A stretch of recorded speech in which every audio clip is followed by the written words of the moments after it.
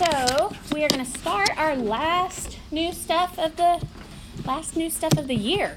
Bam! We're going to learn these lists today and tomorrow, and quiz it Friday, and then start AP Review Monday. So this last thing that we're going to learn about is called simulations. And so I first want to actually mention so I'm on page 19. And so I first want to kind of mention what we're using simulations for. So we use simulations to simulate an event, and it's typically a compound series of events.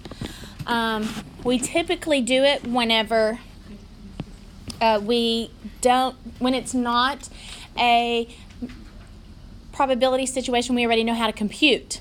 If it's not a geometric probability or a binomial probability or those kinds of things. So we want to simulate an event to determine probability or maybe the expected value. The expected value, and what do we know about expected value? Is the mean. Yep. So we want to simulate an event to determine the probability of something happening or the expected value, which is the mean. A lot of times it'll be something like, what's the expected number of things you do before such and such happens? Okay. All right. So now, just like when we would do experiments, there were a series of steps that you needed to include, because I wanted to make sure you stated things in such a thorough manner that it has to be stated so that somebody could read your experimental report and do the exact same experimental design that you described. In this case, it's the same kind of thing. It's a simulation, and you have to describe all the components so that somebody can read your description and reproduce the exact same process and obtain similar results. And so we'll be using random numbers to simulate random events occurring. Now, here is a mnemonic device to help us know all the steps. You know, when we did experimental design, what was our mnemonic device for that? It was start with the subjects that you have. Strap me cap, da-da-da-da-da-da, strap me cap, da-da-da-da-da. Okay, yep, long time ago. So we'll get to that. We'll get to review starting next week. All right. So let's go ahead and talk about this first component that we need to do. Each digit represents and let the numbers be. So I want to talk to you about that.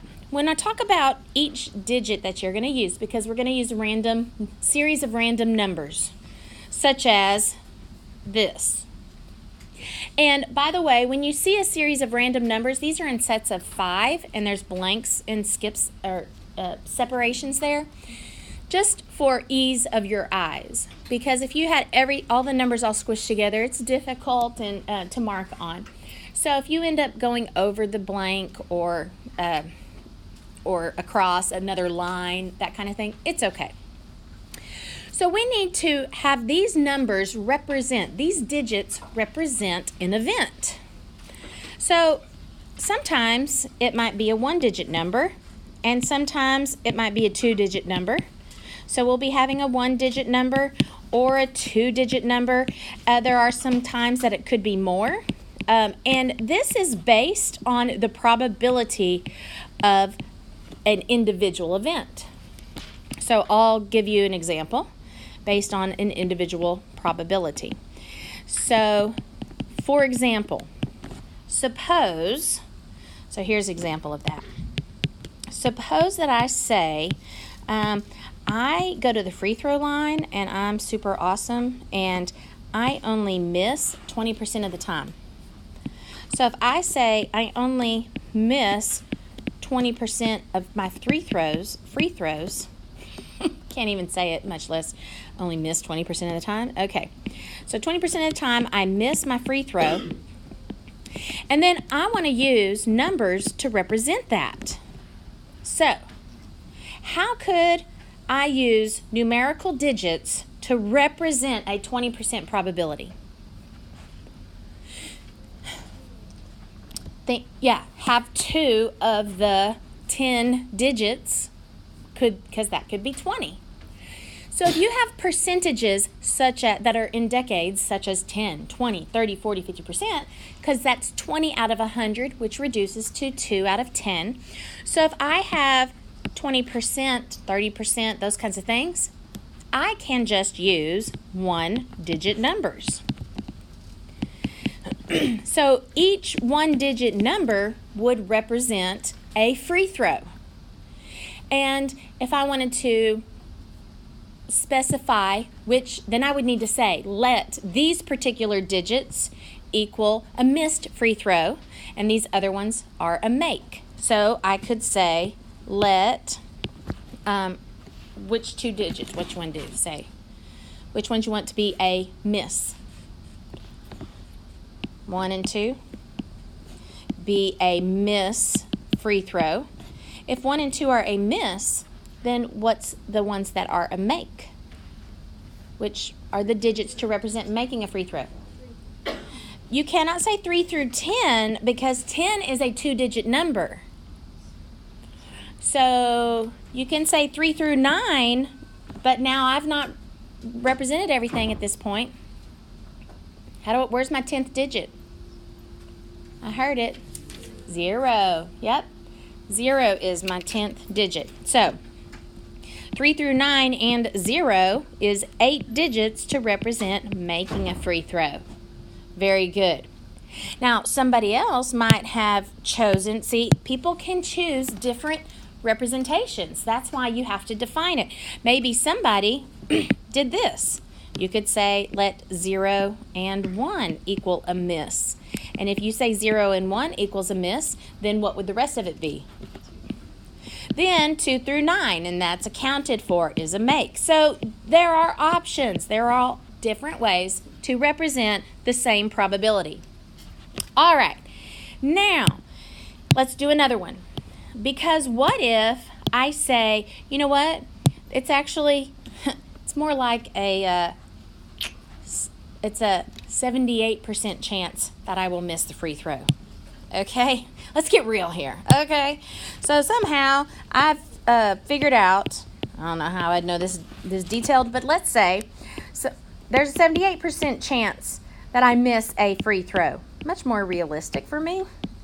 Then how could I use digits to represent a 78% miss? Can I just do one-digit numbers and use my 0, 1, 2, 3, 4, 5, 6, 7, 8, 9? No, I cannot use one-digit numbers because I have a more detailed to the ones digit percent. So what can I use? 2-digit numbers.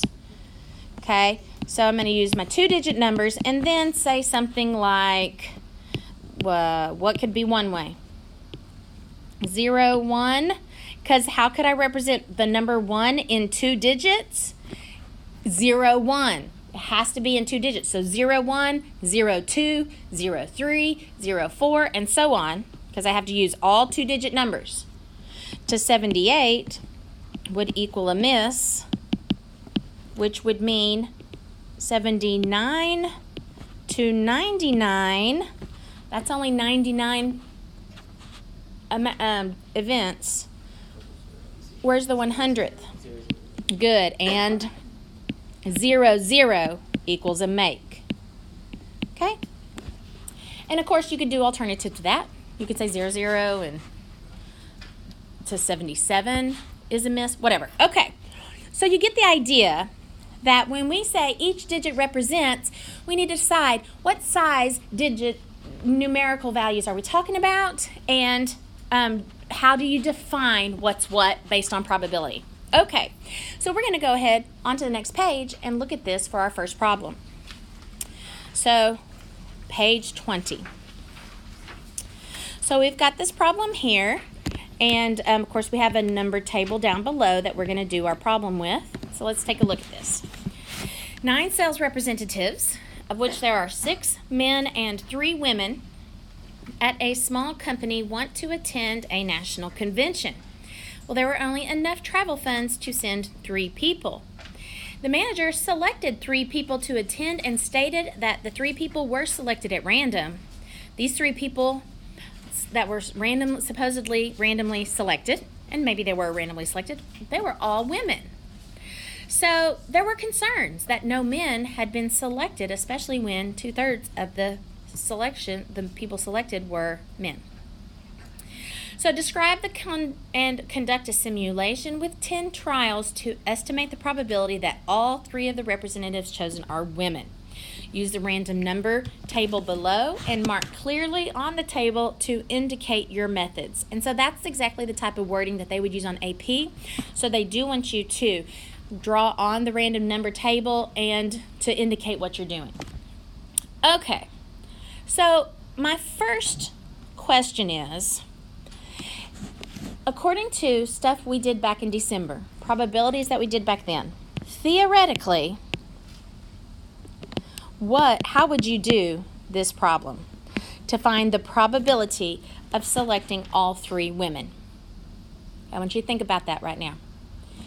What would be the theoretical probability of selecting 3 people? The first one's a woman, and the second one's a woman, and the third one's a woman. So how would that look? Odds tell the evens, and then the evens will tell me.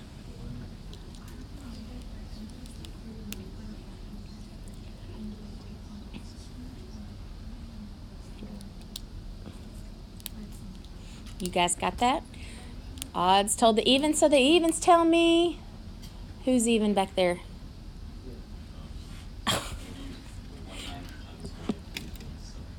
1/9 times 1/8 times 1/7? Not quite. No, it would be 1/3. Gotcha. Yeah. So I'm just going to say 3/9, which you already reduced in your head to 1/3. Okay, and then what else? Times 2/8. 2/8, right? Which is 1/4. 1/7. Okay, good. All right. Very good. Because once you pick a person, you have to remove them from the selection, the bag. You know, once you put all those 9 people in there, you shake them up, you pull one out, that person's going on the trip. They cannot be selected again. So this represents, this is 0.011, I can't remember what it was. It was like 7 or 9 or something. So there was about a 1.2% chance that it would be all women selected. So what do you have to say about that? So what's the probability that you would have gotten 3 women or even more extreme results if the people had been truly chosen randomly? What's that probability? So what is this number kind of representing if we think of statistics? A p-value. That's the p-value of 0.0117. Bam, all together. Woo! And so that p-value, what would you do with a hypothesis test with your null hypothesis of saying that the people were randomly selected? You would reject it. So you think something fishy's going on and that there wasn't truly random selection. All right. Well, we typically don't do simulations when we can come up with a theoretical answer. Because, you know what? We could do a simulation, and we're going to do many trials, many trials. Here we're only going to do 10, but in real life, if you did many trials, many trials, then our simulation probability would settle down to that true probability. What's that called? If you do many trials, many trials, the cumulative probability, what? It will settle down to the true probability. Thank you, the law of large numbers, you see. Yep. Okay. So if we did many trials, then we would expect to settle down to about a 1.2% chance according to our simulations as well. All right. We're going to do this problem in a simulation form so we can practice how you write it out, even though we were able to compute it theoretically. Here we go. We have 9 sales representatives. The first part of the thing we're doing, each digit represents. So I got 6 men, 3 women, 9 people. How you want to represent people? You want to do one-digit numbers? Okay, that's fine, but there's only 9 people, so what would you like to do with that? You can define ignoring a 0. So what if I did that? Or ignore a number, whatever. So what if I choose out of my 10 digits to always ignore, anytime I come to a particular digit, I always ignore it. So therefore, how many digits are valid? 9 are valid. Then I can define 6 men and 3 women. I can give each men and women a digit. All right, so we're going to say each one-digit number represents a what? A person. Yep, a sales representative. Okay, here we go. So that's the first part. Each digit represents, so each one-digit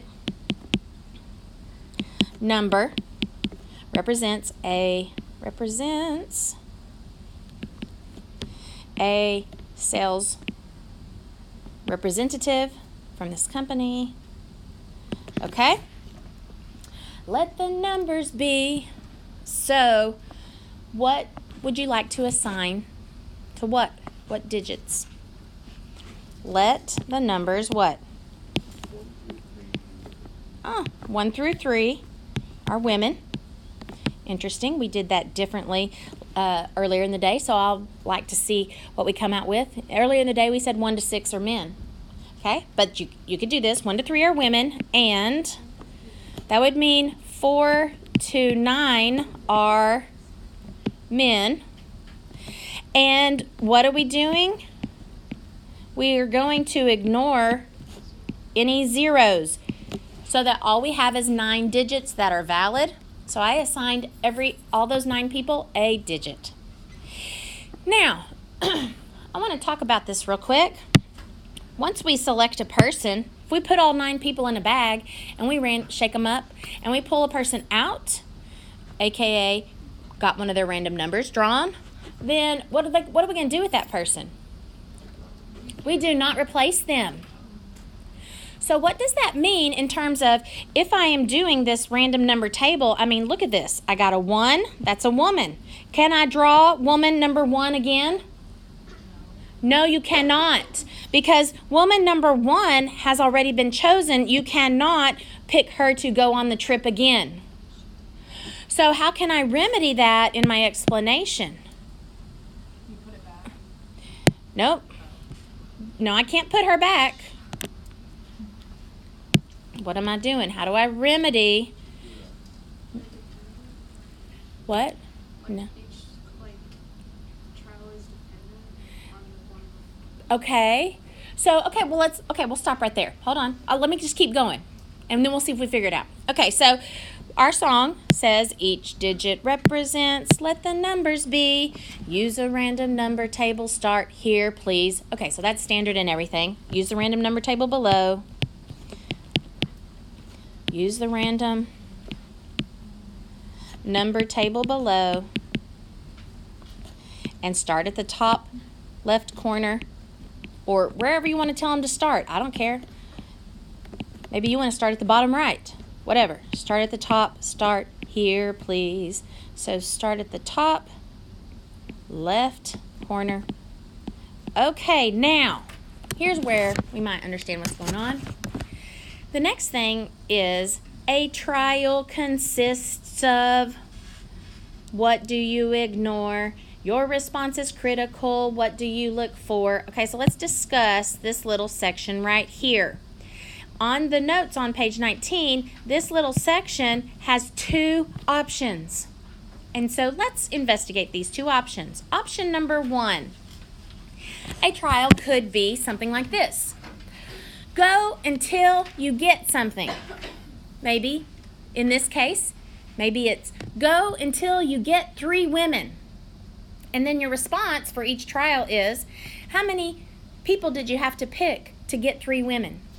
That's what this is. Your response would be, how many people did you have to pick to get 3 women? Okay, that's option 1. Option 2 would be this. What proportion of the time do you get exactly 3 women? Or what's the probability that you get exactly 3 women? And And then your response for each one of those trials is, did you get 3 women out of those 3 people selected or not? Yes or no? Which scenario does this problem resemble? Option 1 or option 2? Let's relook at the question. The question. Estimate the probability that all 3 of the representatives chosen are women. So which one of those options do you think it is? Option 1 or option 2? Here's a clue. Option 2 is a proportion result. It will represent a probability of an event, because we're going to say, what proportion of the times did we get 3 people that were all women? So look at 3 people. Are they all women? Yes or no? Look at 3 people. Are they all women? Yes or no? Look at 3 people. Are they all women? Now look at option 1. Option 1 will happen if they say, on average, how many do you expect to get? So on average, what's the expected number of people that you expect to go to get 3 women? Is that this situation? How many you expect to have to go to? No. This problem, we want to look at 3 people and see if they are all women. Look at 3 people and see if they are all women. So here we go. Let's do it. Let's go down to our table and look at 3 women and see if there are, or look at 3 people and see if they are all women. So look at this first person. That person number 1, is that a woman? Yes, it is. Ding, ding, ding, ding, ding. Okay, so yay. Woman number 1, you get to go on the trip. She is out of the bag. She is not in the selection process anymore. What does that mean about this right here? That one right there. It is out. We need to ignore the what? The repeats. The repeats. And in this case, is an additional ones. So once number 1 is selected, we ignore the ones. So we ignore repeats because they're out of the bag and not selected again. So we just cross them out. So number 1 was a woman. Good. Number 2, so that was a woman. And number 6 was that's a man. Number 4 is a man. Have I now selected 3 people? I am done with the trial. I drew a vertical line. That is 1 trial. So, now, everybody back in the bag. Let's randomize it. Shake well. Here we go again. Okay, who gets chosen next? Number 3, what's that? That's a woman. Number 6, what's that? A man. Number 3, she's a repeated one. She's already going on the trip. She can't go on the trip more than once. Then the number 1 is a woman. Done. 3 people chosen. Okay, so you get the idea. This is 1 trial. Picking 3 people is 1 trial. So let's go define what a trial is. Use the random number table. Start here, please. A trial consists of, what do you ignore? So what's a trial consist of? Trial consists of picking what? 3 people to go on the trip. 3 people to go on the trip. And this is, what do you ignore? Ignore repeats. So even in the song, I remind you to think about if there's anything you need to ignore. Of course, that statement could have also been written here as well. So we're ignoring the 0 since there's not a 0 person in there, and we're ignoring repeats. Okay. A trial consists of, what do you ignore? Your response is critical. What do you look for? So here's my question. After looking at this trial, what is my conclusion? Looking at those first 3 people, what is the importance to me? What do I say about those 3 people? They are not all women. That's it. Ding, ding, ding, ding, ding. So my response is yes or no, they are all women. So in this case, that answer is no. The response to the second trial is no. Okay, so let's go define that up here. Your response is critical. What do you look for? Okay, so the response is yes or no to all 3 people being women.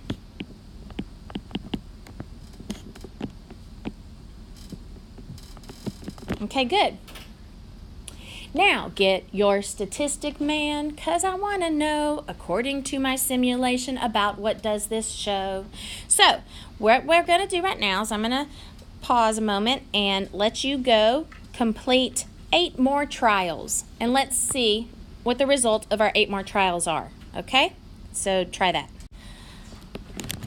I'm thinking, after I did all my 10 trials, what were they all? Were they all no's? None of them had, and this is interesting. This morning, or all my earlier classes, we did 1 through 6 are men, and numbers 7, 8, and 9 are women. And so you guys did it differently. You said 1 through 3 are women and 4 through 9 are men. And in both cases, our statistic is 0 out of 10, which is 0%. So, according to my simulation, about what does this show? So, according to my simulation, so this is your conclusion. According to my simulation, there's about, because this is just one simulation, this is approximation, make sure you have about a 0% chance that all 3 people chosen are women. Now, does that 0% chance, according to my simulation, jive with our theoretical results that we got? What were our theoretical results? Where did those go? What? I've missed those. Are they up here? Huh. Interesting. I lost them. I put them somewhere and I don't see them. Do you remember our theoretical results, right? We did that. Am I just like, okay. What, yeah. 1.2% chance. Okay. So theoretically we had 1.2%. So yeah, 0% is not that far away. That sounds reasonable. If we did this a whole bunch more times, guess what's going to settle down to? 1.2%. Okay. Good job. Let's move on to number 2. And because number 2 is about heads and tails, and heads and tails are, if it's a fair coin, how frequently will you get heads and tails? What's my probability for that? 50%. Now, for the rest of these problems, we don't end up using any 2-digit numbers, and I need you to experience that because one of your homework problems has that. So I'm going to change. This is about finding exactly 2 heads and 2 tails if you toss 4 coins. But I need to give you more information so that we can practice 2-digit events. And so this is not the coin is not fair. The coin is not fair. Okay, it has 55% chance of heads. It's weighted, and hence a 45% chance of tails. All right. So I want you to take a look at this situation. We've got we want to find the probability for getting exactly 2 heads and 2 tails if you toss 4 coins with a 55% chance of heads and so on.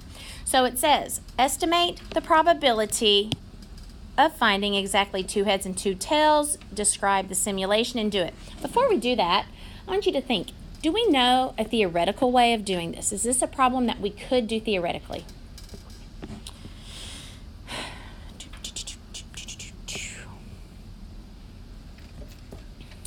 Could I just go half times half times half times half? Okay, well, that's just one combination of how it could occur. You know, heads, heads, tails, tails. Could be heads, tails, heads, tails. This is a binomial situation because we have out of 4, we want exactly 2 heads. So I want us to review, or real quickly, think about this theoretically. If we say X is heads, and we want to know the probability that we get exactly 2 heads, there are different ways we could do that. So what we learned back in December was the binomial method of having 4 choose 2, and then I had 2 of them are heads, so 55% is the probability of heads, and I want 2 of those. 45% is the tails, and I want 2 of those. And then if I went and did that in my calculator, by the way, anybody remember? Is that a binomial PDF or a binomial CDF? It's an exact amount, so it was a binomial PDF in your calculator of 4 out of 4 coin tosses with a 55% chance of heads. I want 2 successes. That on the calculator is 36.8%. So this is a problem we can do theoretically, but we're going to practice writing it out as a simulation and see if we get close to theoretically what it should be. So here we go. Describe and conduct a simulation with 10 trials. How you want to start it? Each digit represents, let the numbers be. Use a random number table. Start here, please. I want you to write those 3 steps down as to what you think they should be. Go. So I let these be 2-digit numbers since we have 55%, not 50-50. So each 2-digit number represents a coin toss. Let 01 to 55 be heads. You could have done something else. Anybody do 00 to 54? You could do that. How about this? 56 to 99. Okay, I'm not finished yet. I've only accounted for 01 to 99. What's missing? And 00. 56 to 99, and the 100th one in 2-digit form is 00. That's your tails. And then use a random number table. Start here, please. A trial consists of, what do you ignore? Which of our options is this? Is this going until something occurs, or what's the probability of this event happening? Good, this is a probability, yeah. And what exactly has to happen? 2 heads and 2 tails out of what? 4 coin tosses. So what is the length of a trial? Look at 4 coin tosses. Look at 4 coin tosses. Look at 4 coin tosses. So it's not go until, it's look at 4 coin tosses. So let's see how we do that here. This is your 2-digit numbers down at the bottom. Looky here. Here is the first coin toss. And what is that first coin toss? Heads. And then 56 is tails, okay? And then 31, you can bridge over the gap there, is heads. And can we have repeats on this, by the way? Can I have a 28 and then another 28? Why is that okay? Because each coin toss is what? A brand new one, independent of the previous ones. Each coin toss is independent. The probability doesn't change. All right, so I want you to do 10 trials of 4. So do that now. So after the annoyingly tedious going through all of those, how many sets of 4 were yeses? 3 out of 10. So that's get your statistic, man. Because, oh, you know what we haven't even done yet? What's a trial consists of? So what's our thing here? Yeah, a trial consists of doing what? Flipping 4 coins. Yep, flipping 4 coins or tossing 4 coins, whatever. Your response is critical. What do you look for? So our response, what was the outcome that we looked at, that we did from each set of 4 coins? What was my outcome? Yes or no to if what? Good. So the response is yes or no to exactly 2 heads and 2 tails. So that's your response. Your response is critical. What do you look for? Response is yes or no to exactly 2 heads and 2 tails. Get your statistic, man, because I want to know. Statistic is the result of your sample. So my statistic was 3 out of 10, which was 30%. And according to my simulation, about what does this show? So according to my simulation, I will get 2 heads and 2 tails on that coin, on the unfair coin, about 30% of the time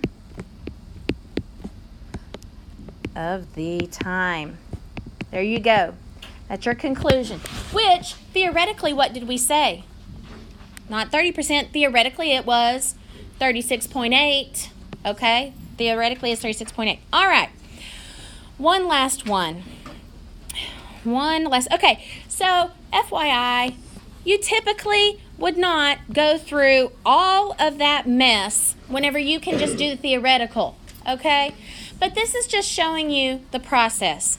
Number 3 is a good example of a question that is not geometric and is not binomial. So the best way to determine it, all that we know how to determine it, is by doing a simulation.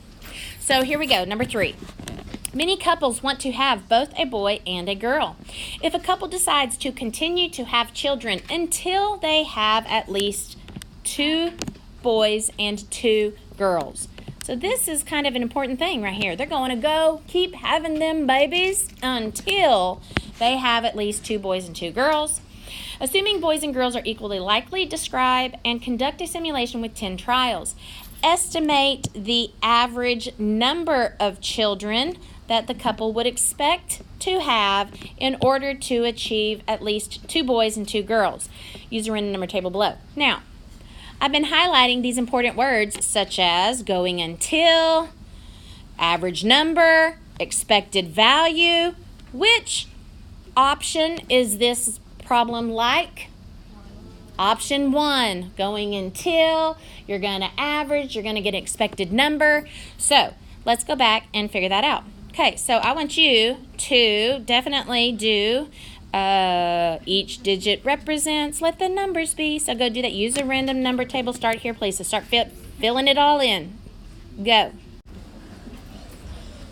All right, so since this problem is going until you get something, then a trial consists of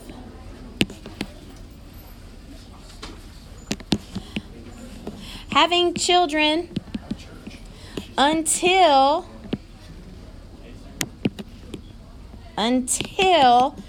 there are at least 2 boys and 2 girls.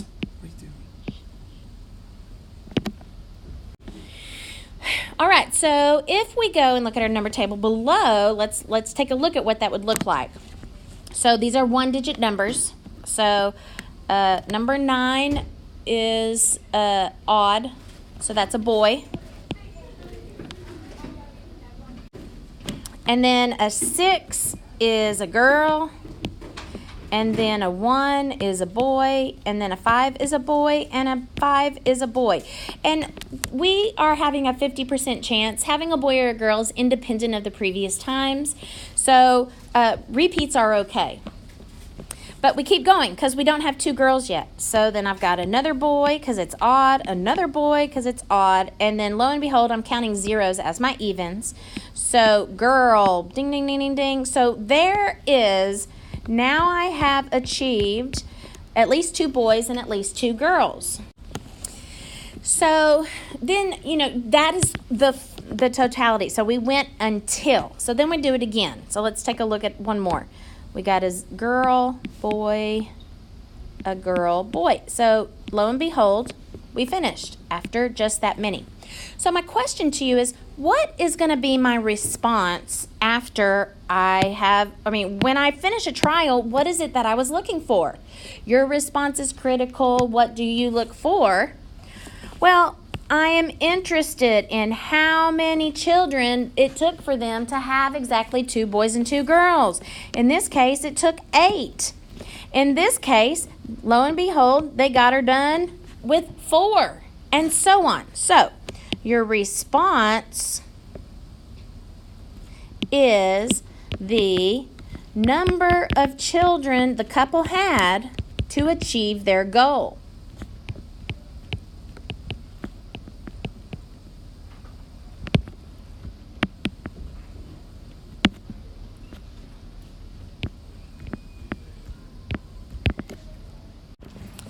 And so then I'm going to pause and let you do your 10 trials, and then we'll talk about what you're going to do with all of those 10 numbers to get your statistic. So pause and go ahead and finish your 10 trials.